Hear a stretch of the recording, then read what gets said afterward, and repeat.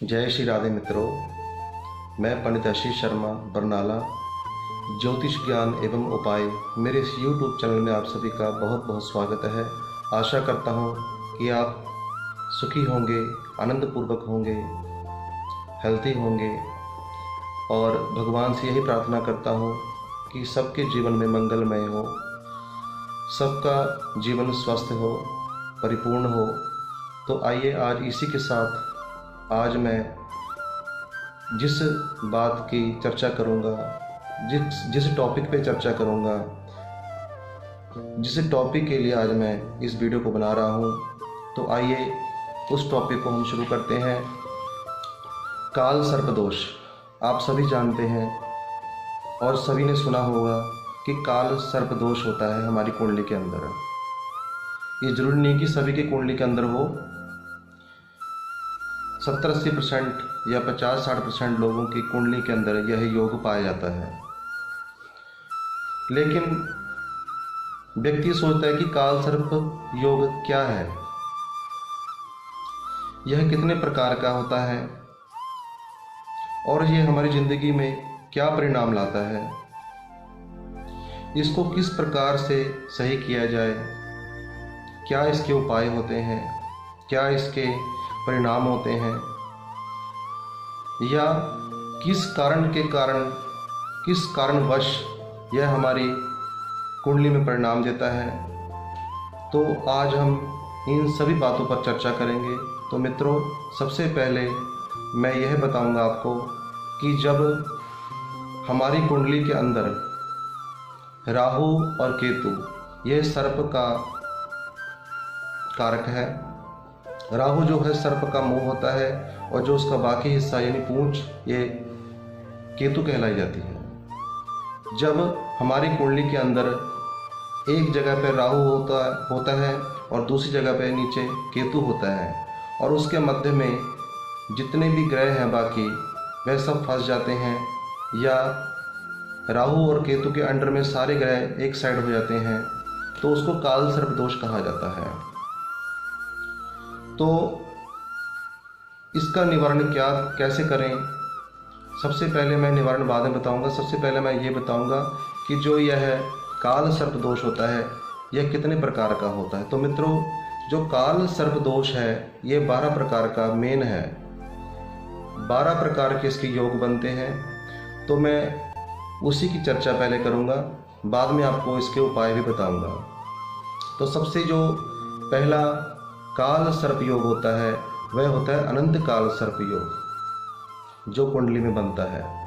और दूसरा कुली काल सर्प योग, तीसरा वासुकी काल सर्प योग, और चौथा शंखपाल काल सर्प योग, पांचवा पद्म काल सर्प योग, छठा महापद्म काल सर्प योग, सातवां तक्षक काल सर्प योग, आठवां कारकोटक काल सर्प योग, नौवां शंखचूड़ काल सर्प योग, और 10वां घातक काल सर्प योग, 11वां विषधर काल सर्प योग, और अंतिम जो है 12वां वो है शेषनाग काल सर्प योग।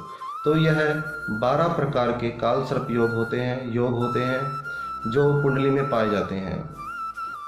वास्तव में काल सर्प योग हमारा बनता कैसे है, क्यों हमारी कुंडली में ये दोष होता है, तो इसके लिए यदि मैं बात करूं तो पुराणों में, शास्त्रों में कहा गया है कि जब व्यक्ति कोई ऐसा अपराध करता है जो करने वाला ना हो, गलत अपराध, यानी उसने पूर्व जन्म में कोई ऐसा अपराध किया हो, कोई पाप किया हो, किसी सर्प को मारा हो, किसी ब्राह्मण का अपमान किया हो, किसी स्त्री को लात मारी हो, या कोई भी ऐसा गलत अपराध किया हो जिसका श्राप ही उसको अगले जन्म में उसकी कुंडली में काल सर्प योग बन करके आता है और व्यक्ति को इसमें कष्ट पैदा होता है। जैसे कि काल सर्प दोष वालों को क्या क्या कष्ट मिल सकते हैं वो भी मैं बताता हूँ। संतान का ना होना, शादी के बाद भी संतान का ना होना, संतान का सुख प्राप्त ना होना, या संतान सुख मिल भी जाए तो संतान को बार बार किसी रोग के कारण परेशानी होनी, तो यह काल सर्प का ही एक माना जाता है दोष। दूसरा, व्यक्ति पढ़ाई में बहुत अच्छा होता है, स्टडी बहुत अच्छी करता है, अच्छा क्वालिफाइड होता है, उसके बावजूद भी जीवन में उसको प्रत्यक्ष लाभ नहीं मिल पाता, यानी उसकी लाइफ में स्ट्रगल ज़्यादा होता है, तो ये भी काल सर्प दोष का एक कारक माना गया है। तीसरा, यदि हम व्यापार कर रहे हैं, व्यापार में हमें बहुत नुकसान झेलना पड़ रहा है, अच्छा नाम होते हुए अच्छा चलता चलता व्यापार ठप हो जाए, या किसी प्रकार से व्यापार में हानि हो जाना, नुकसान हो जाना, या हम उच्च स्तर से नीचे स्तर में आ जाएं, तो ये काल सर्प दोष का ही एक कारक माना जाता है। यानी काल सर्प दोष में कई चीज़ें आती हैं, विवाह में देरी हो जानी, विवाह होने के बाद विवाह का सुख ना मिलना, कई प्रकार की चीज़ें होती हैं। तो इसका उपाय क्या है? बंधुओं, हर चीज़ का हल है, हर चीज़ का उपाय है, सलूशन है, लेकिन मेन चीज़ ये होती है कि हमारा मन उस उपाय को करने को करता है या नहीं करता, या हम करके भी कई बार हम गलत व्यक्ति के उसमें फंस जाते हैं, तो हम कई बार गलत उपाय करते हैं जिसके कारण हमें उसका लाभ प्राप्त नहीं होता, और हम ये सोचते हैं कि इन चीज़ों में कोई तंत्र नहीं है, कोई पावर नहीं है। तो मैं आपको बताता हूँ, आप वैसा करें, 100% आपको काल सर्प दोष से मुक्ति मिलेगी। किसी भी नाग पंचमी के दिन, पहला उपाय बता रहा हूँ, किसी भी नाग पंचमी के दिन आप रुद्राभिषेक कराएं और संकल्प में काल सर्प दोष निवारण के निमित्त पूजा कराएं। इस प्रकार से आपने कम से कम 5 नाग पंचमी के दिन करना है। यानी जब 5 बार नाग पंचमी आएगी, चाहे साल में आया है चाहे 2 महीने में आए, जितने बार भी नाग पंचमी आएगी आपने 5 बार टोटल इसको करना है, रुद्राभिषेक, शिव का पूजन विधि विधान से। नंबर 2, हनुमान चालीसा जी के 108 पाठ एक बार में ही करने हैं आपने, किसी भी शुक्ल पक्ष के मंगलवार के दिन या सोमवार के दिन, शनिवार को भी इसको कर सकते हैं। तीसरा, इसके निवारण के लिए 31 बार सुंदरकांड का पाठ आपने करना है 1 महीने के अंदर। यानी 1 महीने के अंदर आपने 31 बार सुंदरकांड का पाठ करना है, तो भी इस काल सर्प दोष से आपको मुक्ति मिल सकती है, और आपके जो कार्य, जो विघ्न बाधाएं आपकी ज़िंदगी में आ रही हैं, वो पल भर में दूर हो जाएंगी। क्योंकि जो हनुमान जी हैं वह इसको बहुत जल्द सही कर देते हैं। यदि कोई व्यक्ति विश्वास करके भावना के साथ इन उपायों को जो मैं बता रहा हूँ इनको करेगा, तो उसको काल सर्प दोष से मुक्ति मिलेगी।